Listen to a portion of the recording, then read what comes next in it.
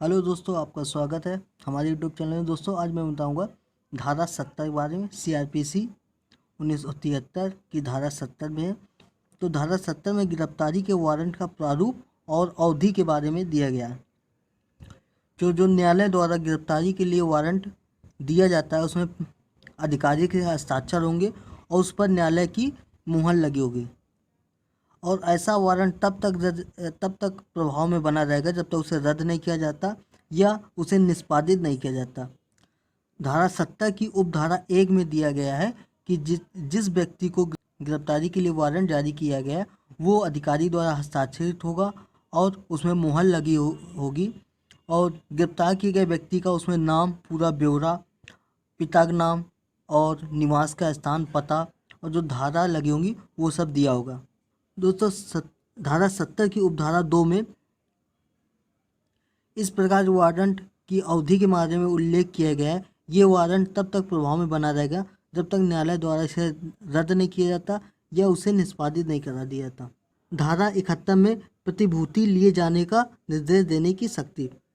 किसी व्यक्ति की गिरफ्तारी के लिए वारंट जारी करने वाला कोई न्यायालय वारंट पर थानांकन द्वारा स्वविवेक अनुसार ये निर्देश दे सकता है कि न्यायालय के समझ निश्चित समय के लिए अपनी हाजिरी और पर्याप्त प्रतिभूति यानी जमानत सहित निष्पादित करता है तो अधिकारी ऐसा प्रतिभूति को लेगा और अपनी अभिरक्षा में छोड़ देगा।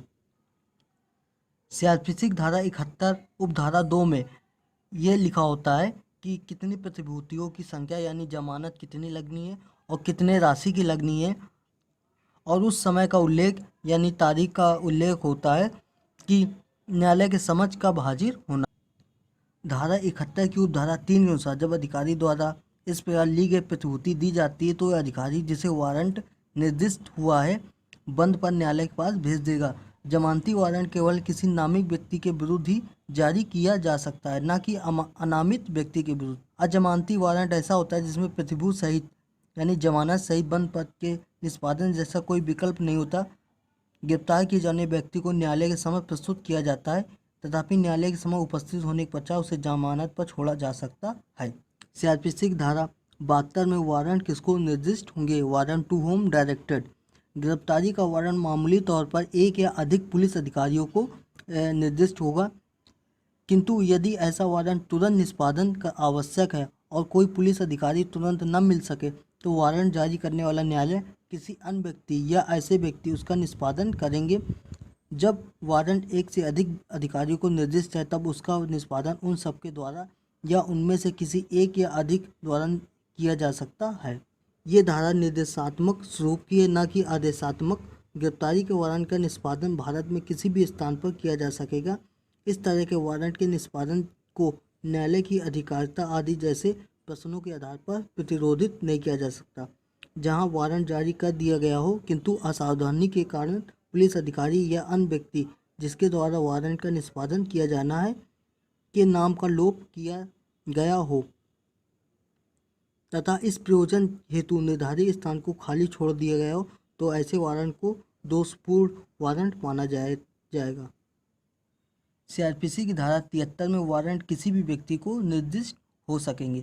मुख्य न्याय मजिस्ट्रेट या प्रथम वर्ग मजिस्ट्रेट किसी भी निकल भागे निर्दोष या उद्घोषित अपराधी या किसी ऐसे व्यक्ति की जो किसी अजमानती अपराध के लिए अभियुक्त है और गिरफ्तारी से बच रहा है, गिरफ्तार करने के लिए वारंट अपनी स्थानीय अधिकारिता के अंदर किसी भी व्यक्ति को निर्दिष्ट कर सकता है। धारा 73 की उपधारा 2 के अनुसार मजिस्ट्रेट द्वारा इस प्रकार निर्दिष्ट व्यक्ति वारंट की प्राप्ति को लिखित रूप में अभिस्वीकृत करेगा और यदि वह व्यक्ति जिसकी गिरफ्तारी के लिए वारंट जारी किया गया है उसके भार साधन के अधीन किसी भूमि या संपत्ति में या प्रवेश करता है तो वह उस वारंट का निष्पादन करेगा और व्यक्ति को गिरफ्तार करेगा।